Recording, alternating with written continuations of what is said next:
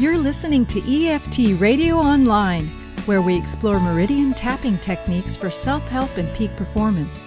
By listening to this audio, you agree to the disclaimer located at EFTRadioOnline.com/disclaimer. If you'd like to get the schedule of all the upcoming EFT radio shows and access to archive shows, please visit us at EFTRadioOnline.com, where you can subscribe to our free newsletter.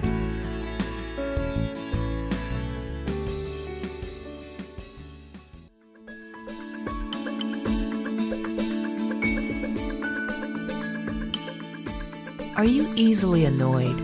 Are anger and frustration draining your energy? Are you hanging on to the past?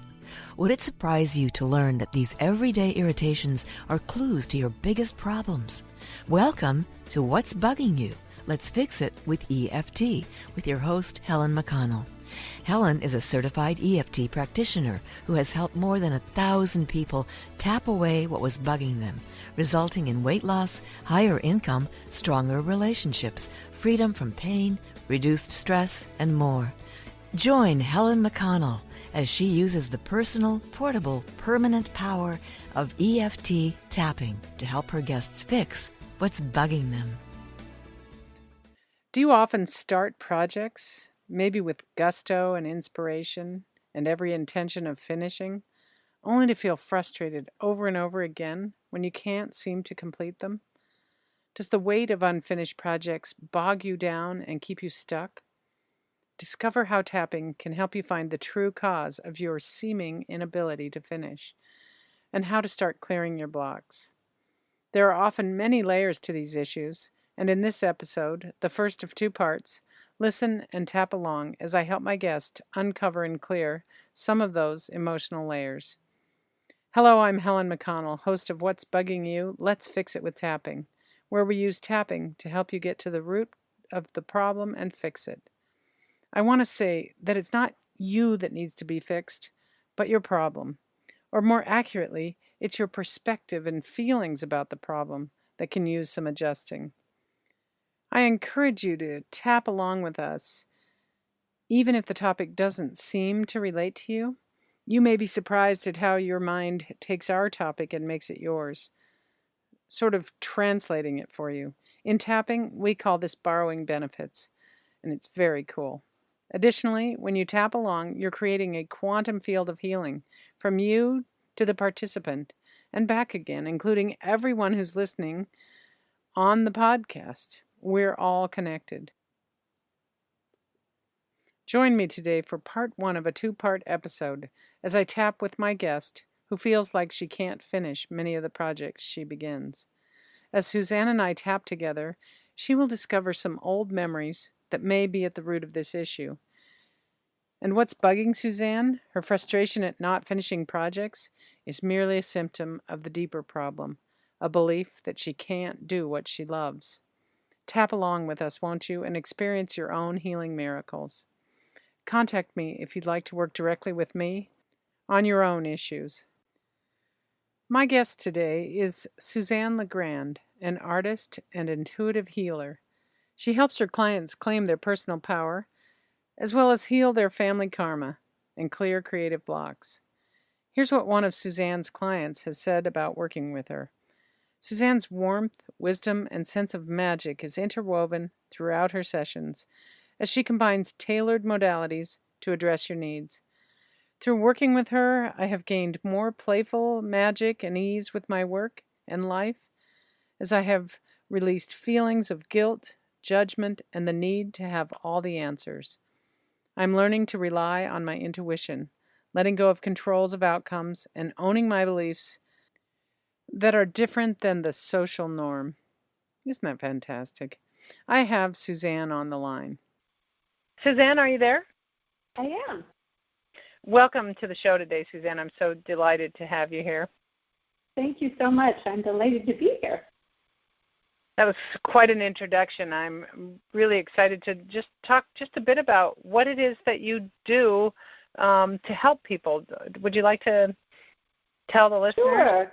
Well, over the years, course, when people become healers, it's because they are often seeking ways to heal themselves, and I am no exception. So I have, over the years, learned a bunch of things that some people might call a little woo-woo, but I have found to be really helpful. And among those things are tarot readings, energy medicine, and Reiki. And so, and also shamanism. So these are various modalities that allow you to take a kind of another perspective on whatever issues you're dealing with. A lot of times when people try to solve problems, they're kind of in the midst of it and kind of looking at it. It's almost as if you're in the mud or the trenches and you can't really see above that what else is possible. So I think some of these tools allow you to just get another perspective and to connect the struggles that you are going through to kind of a larger picture of your life and the possibilities that are always inherent in your life. So that's beautiful. Yeah.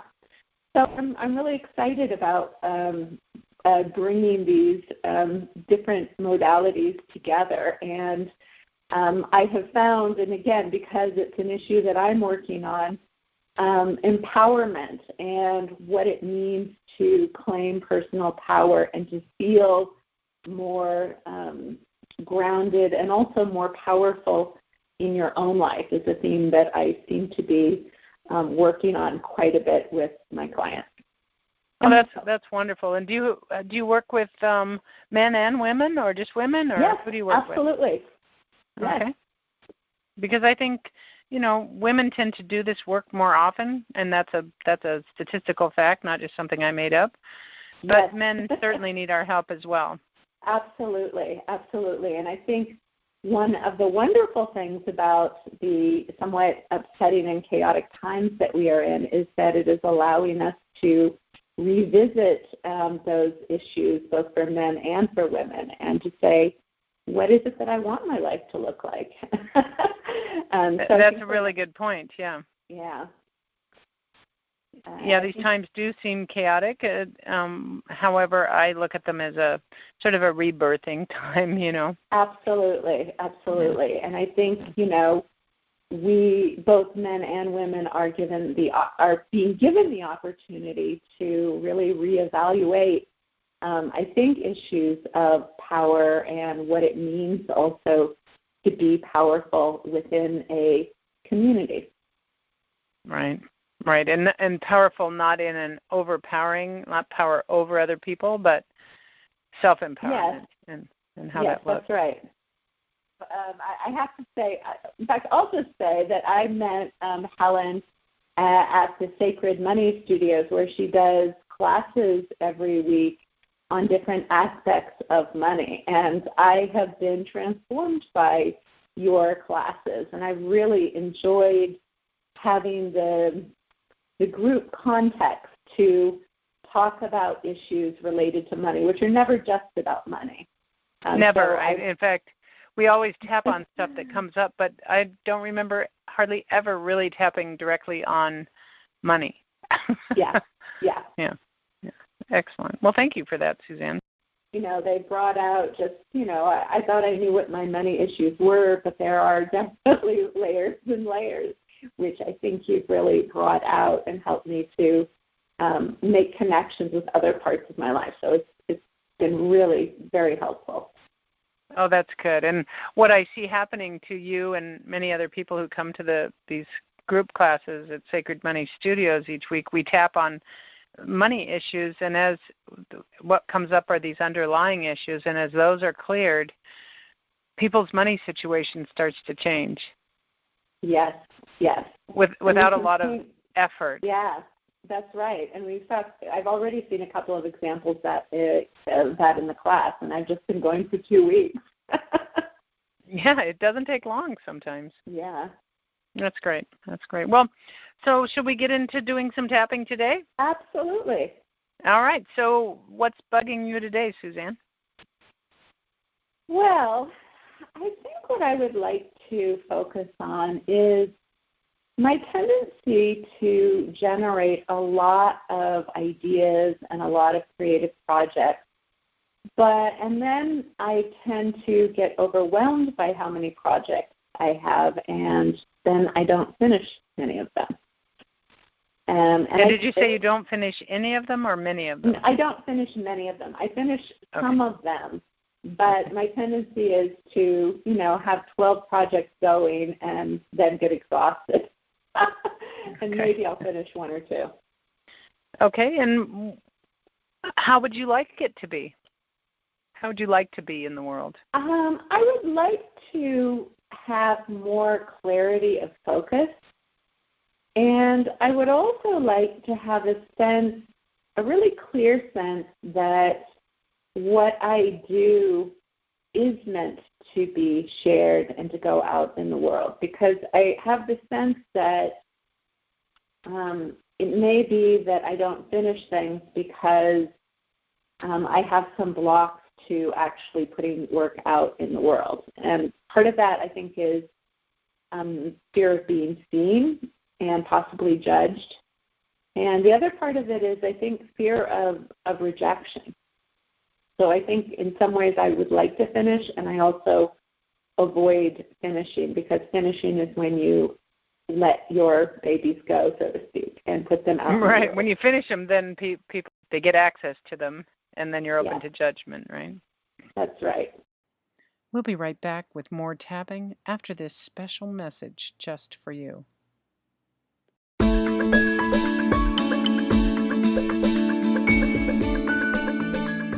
I'm Helen McConnell, founder of PurposeProsperityHappiness.com.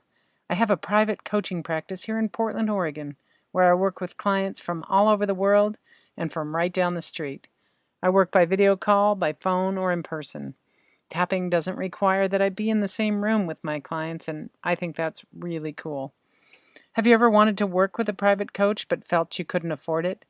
I'm excited to announce that I'm now offering 3 new packages for individual coaching with me. Sign up for 3 months, 6 months, or 1 year. My clients who commit to this work get fantastic results that bring positive changes to their relationships, their money, their health, and their well-being. The value of these programs is immense. What a great investment in you. For as little as $500 a month, you can work directly with me every week via video conferencing call. For details, testimonials from my clients, and to register, please go to my website, PurposeProsperityHappiness.com, and click on the Work with Helen tab.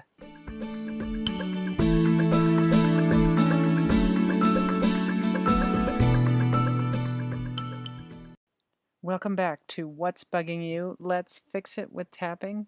I'm Helen McConnell, your host, and my guest today is Suzanne LaGrande. When we tap, and something clears, how will you know that you're on the right path here, that you're clearing away what's blocking you? Is there any way you think you would know?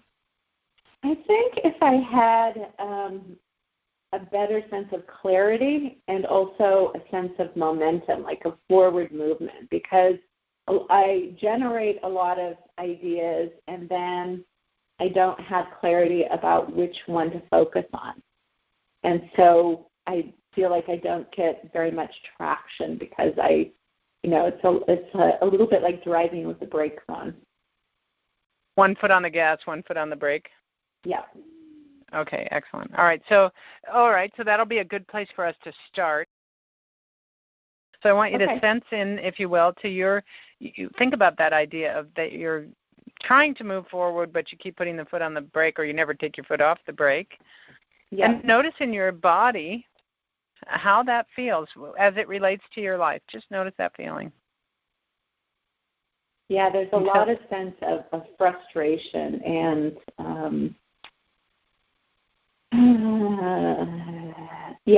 frustration, stop, start.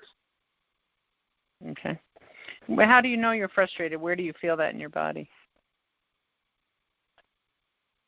I think I feel it in my forehead, my temple, my forehead, and a little bit of tightness maybe in my stomach as well. All right. And on a scale of 0 to 10, when you think about this frustration of stop and start, how intense does it feel, 0 to 10? 7. All right. And really sense into these sensations more in your forehead and your temple, the tightness in your stomach. And notice if there is any color associated with these sensations. Cement gray. What kind of gray? Cement. Oh, cement gray. Okay. And like a cinder block. Yeah, it feels like a tension, a tightness, very much like hitting my head against a wall, kind of that sense of. Okay. Like literally. All right. Well, we say that about frustration, right? I feel like I'm beating my head against the wall. Yeah. Yep. Okay. All right. And let me just ask you one more sort of odd noticing question. As you really sense into this feeling in your forehead and your temple, is there a voice that is that goes along with that? Voice.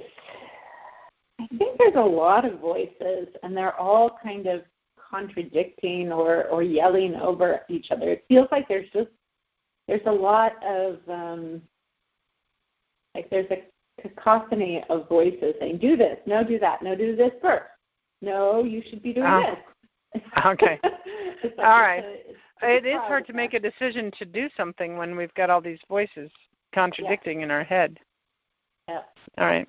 All right, so I want you to really listen into those voices and just start tapping. And everyone listening, just go ahead and tap along, starting on the karate chop point or whichever tapping point you want to be on is totally fine. I'll try to say the names of them, but I forget sometimes. But the first thing I want you to do, Suzanne, is really sense into these voices. And I want you to ask the voices if they could please speak as one. Could they please stop yelling? There's a begrudging okay. Okay. Just say thank you and like, oh, it's so much better. I can hear you. Yes, I can hear you when you speak as one. And notice the voices. Do they still feel like they're yelling and contradicting? No. Now I'm hearing one kind of very clear accusatory voice. Oh, good. Well, that's the one we want to talk to. All right. And what's the accusatory voice saying? Why can't you get your shit together? What's wrong with you? Okay, what's wrong with you? All right. Okay. So tap on the top of your head, and everyone just follow along. And if you have a voice in your head, this is a really good way to begin to deal with the voices in our head because they're all there. We tend to not give them any attention if we can help it, or we try to quiet them down, but we don't ever give them a chance to speak up, and that's what they need. Mm-hmm. Okay, so tap on top of your head and say, okay, accusatory voice. Okay, accusatory voice. And just go around the points, go into the eyebrow and say, I hear you. I hear you. Side of the eye. I hear you asking why I can't get my shit together. Why can't you get your shit together? That's what I'm saying. What's wrong with you? Okay. Under the eye and say, I hear you asking what's wrong with me. I hear you asking what's wrong with me. Under the nose. I hear frustration in your voice. I hear frustration in your voice. On the chin, I hear accusation in your voice. I hear accusation in your voice. On the collarbone. You're mean. You're mean. Yeah, just say you're really mean. You are really mean. Okay, under the arm, and ask it why it's being so mean to you. Why are you being so mean to me? And keep tapping around the points and listen to what it says and tell me what it says. There's a sense of panic I'm getting, like you're running out of time. You don't have time to be wishy-washy anymore. You have to know. Okay, and so the voice is panicked? Yes. Okay. And let's help the voice to understand that we understand its panic. Say, I understand your panic. I understand your panic. And keep tapping around and say, when you're panicked, you don't think very clearly. When you're panicked, you don't think very clearly. And keep tapping and say, when you're panicked, I'm panicked. When you're panicked, I'm panicked. And I'm on the top of the head. And we need to think clearly. And we need to think clearly. And go to the eyebrow. We do have time. We do have time. Side of the eye. We don't have time to panic. We don't have time to panic. Under the eye. But we do have time to think clearly. But we do have time to think clearly. Okay, and then just listen to that accusatory, panicked voice and see how it's doing now. Keep tapping. I don't think it believes me or you. It doesn't believe? It doesn't believe we have time to not be panicked. It feels like we don't have time to think. We just have to do something. All right. Well, we just have to keep tapping and speak in a gentle voice to it and let it know that when we panic and do things, we often make mistakes. Yes, you can go ahead and tell it that. Yeah, we make mistakes and then we have to do them again. I'm so tired of making mistakes. Now, who's that? Is that you saying that or the voice? I think that's the voice. Okay. Well, it's me so let too. it know. It's sort of like when we panic, when we're nervous. You see it in movies and you see it in real life. When you're nervous and you instead of being graceful, you knock over the glass of wine, and then everybody's upset, and then everybody's more nervous, and panic begets more panic. That's right. So we just want to help the voice to understand that we understand the panic, but we want to help it calm down so we stop spilling the wine. Okay. Just listen to the voice and ask the voice if it could take a nice deep breath. Could you take a nice deep breath? Okay. Is it doing it? It is, but it says it seems like it's gone back to being mean. It's like, okay, I'll do Well, that's its habit, right? Right. Okay. Yeah. All right. Well, we want to help it to know that being mean isn't helping you move forward. You can tell it that. When you're mean to me, it doesn't help me move forward. When you're mean to me, it doesn't help me move forward. In fact, it confuses me more. Right. So maybe ask it. Maybe could you be more encouraging to me, and I would feel supported and like I could move forward. Could you be more encouraging to me? No. It's saying it's too late. It's just too late. Okay. Now that's what the voice thinks. You should know better. You should have known better. You should have done. I don't even know what it is. It's like we don't have time for all of this. We're going back to that time issue. We don't have time for all of this fooling around. You just need to make a decision and do something. Why can't you just do something? Why do you have to? It's the what's wrong with you? What's wrong with you? Okay. Keep tapping. Tap on the top of your head and say, there's nothing wrong with me. There's nothing wrong with me. And listen to what the voice says. Yes, there is.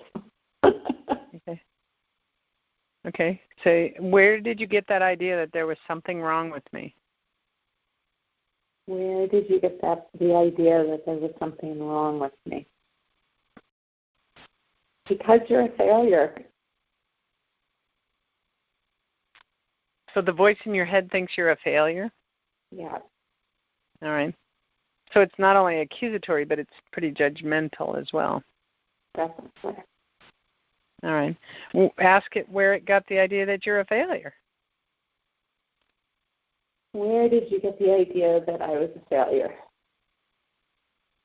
Because you started so many projects that you haven't actually finished. Okay. And that's what you do all the time. Okay. But you finished some of them, right? Yes. Okay. So let the voice know that you're a project starter. I mean, we need project starters. I am a project starter. And you need project starters. I mean, really, I understand this because I'm a project starter too, and I have lots of projects going, and I don't think that it's in my nature to just pick 2 or 3 of those things and focus on those 2 or 3 things. Mm-hmm. It doesn't seem to be in my nature either. I generate lots and lots of ideas. Uh-huh. And that's a good thing. And that's a good thing. Why does it think that not finishing projects is failure? Ask the voice. Where did it get this idea? Where did you get this idea that not finishing things makes you a failure? Yeah.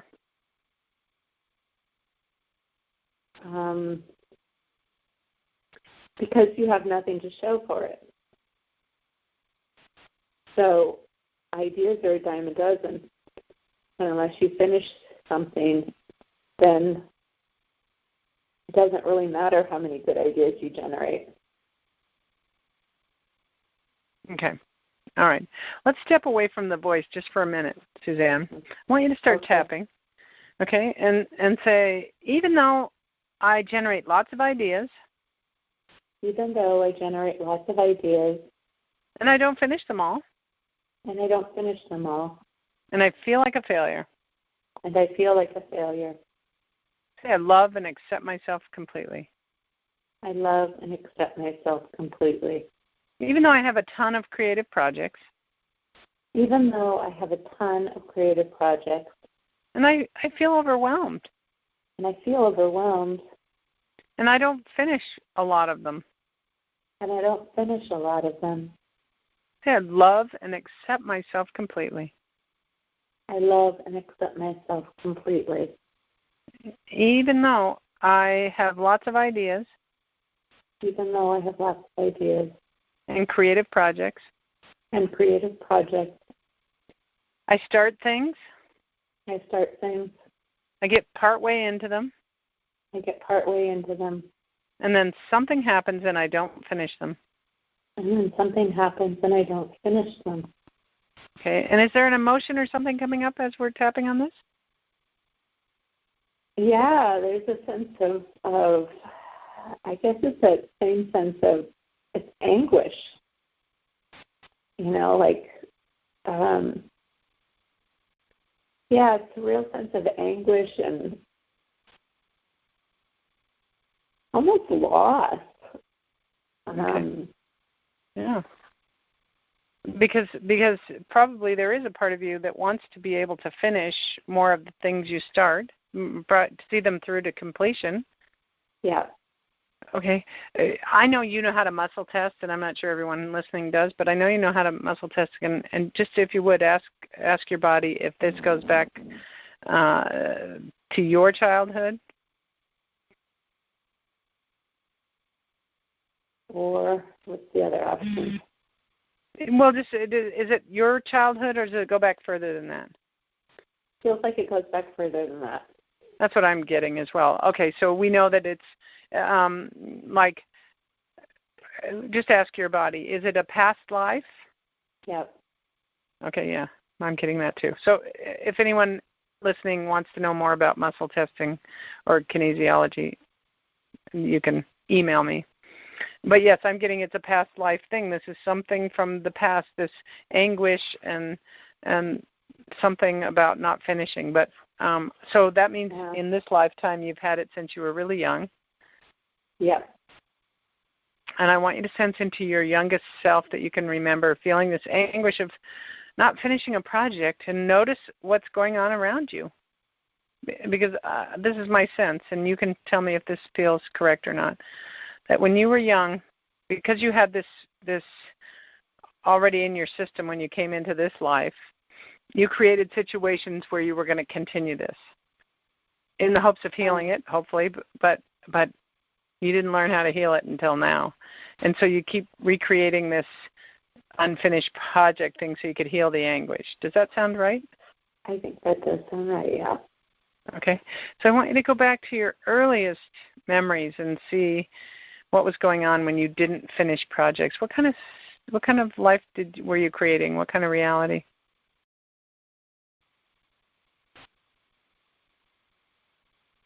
Was somebody rushing you, or? I'm having a hard time coming up with it in childhood because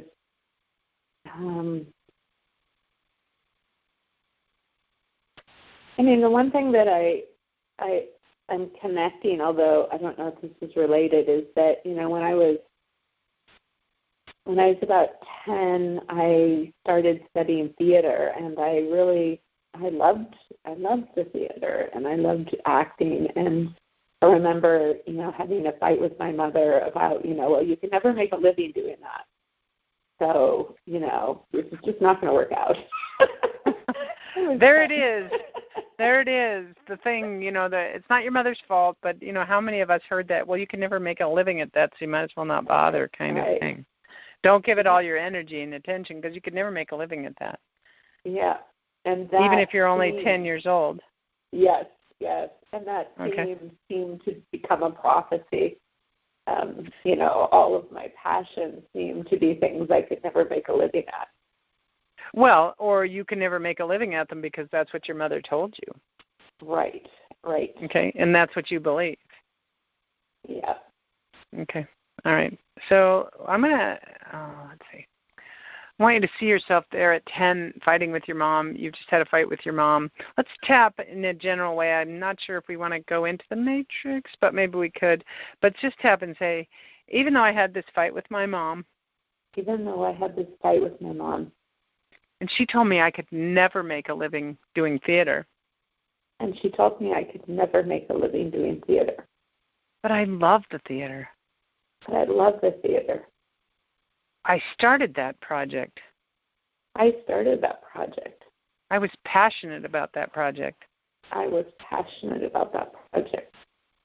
could have followed the theater forever. Okay, tell me what's coming up for you. Yeah, just a lot of sadness.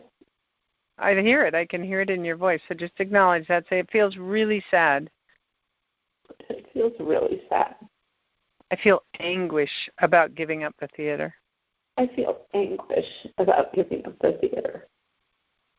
My mom said I couldn't make a living at it. And in that moment,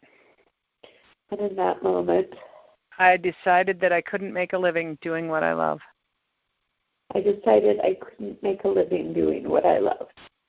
Okay. And just say, I love and accept myself completely anyway. And I totally forgive myself. Okay, so we're going to keep tapping around, Suzanne, and as we do, I just want to say that that's where a belief was sort of plugged into your system, a belief that you can't make a living doing what you love, and it felt like anguish to you. Yeah. Is that correct? Okay. All right, That's tap correct. on the top of your head and say, this belief, eyebrow, that I can't make a living doing what I love. I took that belief on. Because my mother told me it was true. Under the nose, and I believed her. On the chin, I didn't like it, but I believed her. The collarbone, and I've been believing it my whole life. Under the arm. And I've been creating that reality my whole life. And I've been creating that reality my whole life. Top of the head. The reality that I can't make a living doing what I love. The reality that I can't make a living doing what I love. Eyebrow. And I can see from this point in my life. And I can see from this point in my life. Eyebrow. Looking back at that time when I was 10. Looking back at that time when I was 10. Under the eye, that was my mother's belief. That was my mother's belief. Under the nose. It wasn't my belief. It wasn't my belief. On the chin, and that's why it feels so anguishing. And that's why it feels so anguishing. Collarbone. It's not my belief. It's not my belief. Under the arm, but I felt powerless. But I felt powerless. Top of the head, so I believed what my mother told me. So I believed what my mother told me. Okay, keep tapping and just tell me what's coming up for you. Well, I think underlying her belief was also that she was threatened by the fact that I was so passionate about theater. Mm-hmm. And there was also another message, what did I say? Don't outshine your mom. Don't outshine my mom. Yeah. Is that it? Or don't do anything that threatens. That it's kind of a combination of don't outshine or don't be visible, because she would not like it. And she would also, it would make her feels like envious. Okay, so she'd be envious and of you being on this successful on the stage. Yeah, like she wouldn't want me to shine because it would show her up somehow. Okay, make her uncomfortable in some way. Yeah, make her uncomfortable.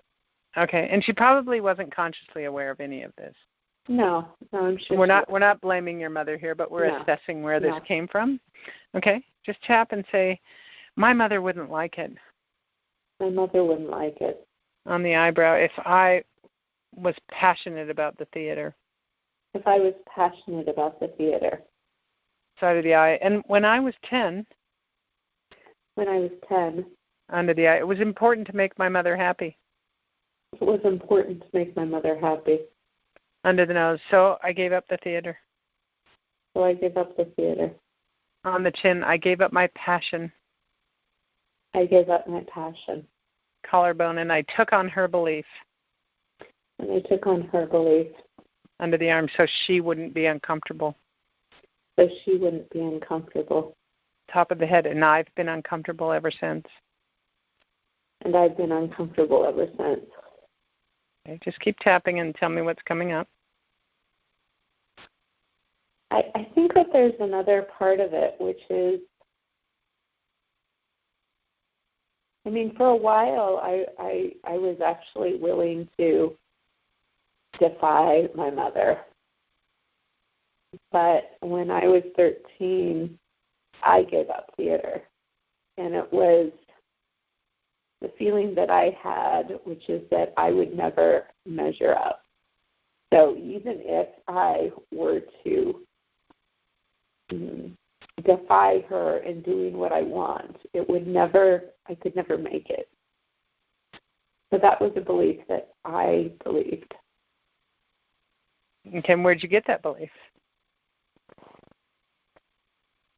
I think I got it from a couple of really painful things that happened to me when I was about 13. Join me for part 2, won't you, as I continue to tap with Suzanne on some of these experiences from her childhood. We'll really begin to get to the roots of what's bugging Suzanne. I'm Helen McConnell, your host. Thank you for joining me today.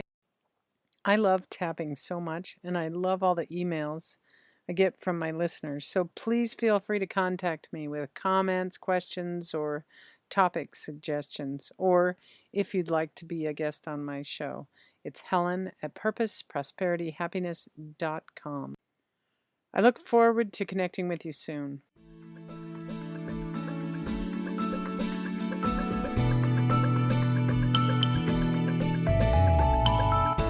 What's bugging you? If you'd like to be a participant on the show, please go to Helen's website, purposeprosperityhappiness.com, and click on the What's Bugging You tab. Then click on I Want to Be a Participant.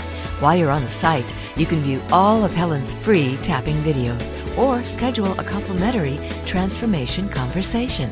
Again, that's purposeprosperityhappiness.com.